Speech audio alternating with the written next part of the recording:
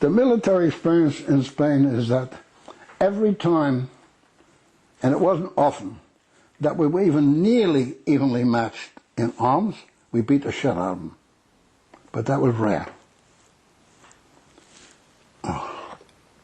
A good example, there was a battle that became well known, the Battle of Brunetti, in the summer of 1937, where we really had the fascists on the run for 4 or 5 days.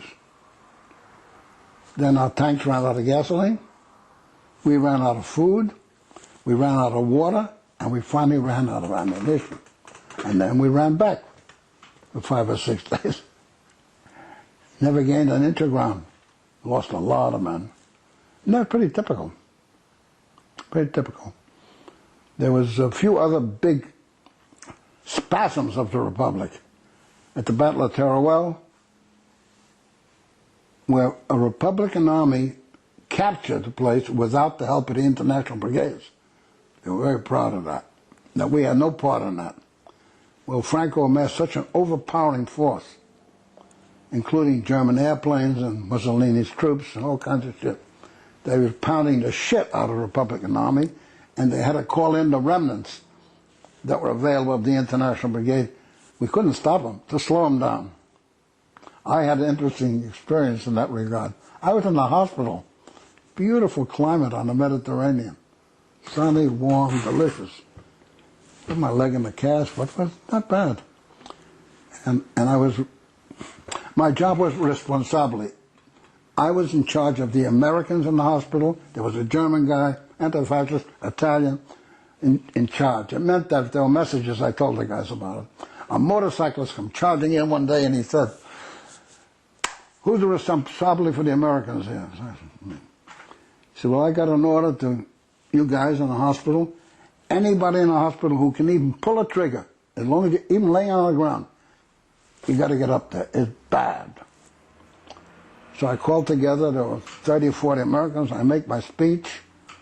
I call for volunteers. There's 2, me and one other guy.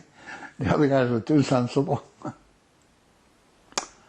So we start hiking up from the warmest, most beautiful place in Spain to Teruel, which was suffering the worst winter in their history, and it's a cold place for the winter. We're 30 miles out of Teruel, hitchhiking or whatever, and we smell smoke. Smoke means fire. We follow smoke, we come to a railroad tunnel, and inside there's a fire and a bunch of soldiers standing around it, keeping warm. Like a movie scene. And there's a railroad car. And through it we could see officers coming in, coming out. It was the command post of that front, right there. So we're standing there. You know how we were dressed? I was in pajamas. And my leg was in a fucking cast. It was stupid, stupid shit. That's what it was. And he had his arm in a partial sling. But he had his right arm. He could, like children. I'm like freaking kids. So some young lieutenant looks at us and says, "Hey, what are you guys doing here?" We said, "We're going up to join the Abraham Lincoln Brigade." "You what?" "Come on. You're going where?" "Come with me." He drags us into the railroad car. Colonel, General, I don't know what the fuck. "I want you to get away, I'm busy." "1 minute, you won't believe it."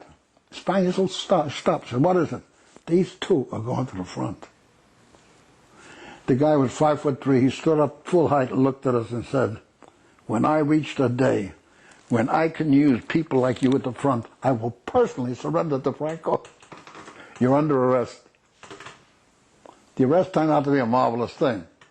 He calls the guy in. He says, "Take these 2 guys to Valencia." We wasn't sure what he was telling him because our Spanish was poor. "And drop them off in such and such a place." So the guy drives us to Valencia. We figure we're going to jail, which is not too bad either. You know, it's better than the front. Okay? So the guy drops us off and he hands us a paper envelope. Now, Spanish money wasn't worth much, but there was a big bundle of it in there, enough to get a meal, a big meal.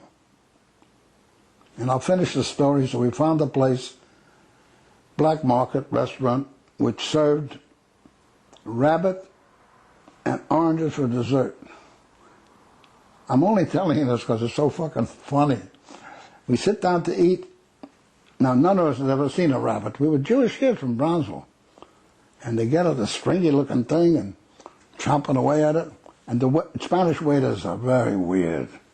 The guy says, "How long you been in Valencia?" "Short time."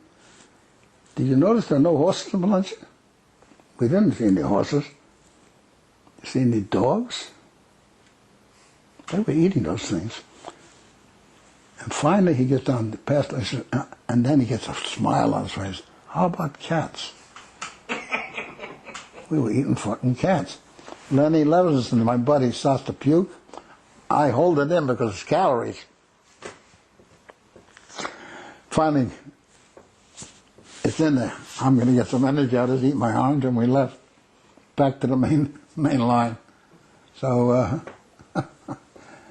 it was after that I wound up in a training camp and helping other guys to learn how to fight and doing nothing to disturb their illusions about the war, because it didn't help.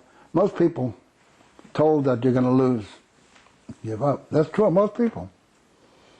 And I, from childhood, was different, forgetting politics. I didn't like to be influenced by anybody, not even my mother. I was rebellious. And besides which, by that time, I had made up my mind that I'm not in this to win. I'd like to win, but it's the right thing to do, and I still feel the same thing.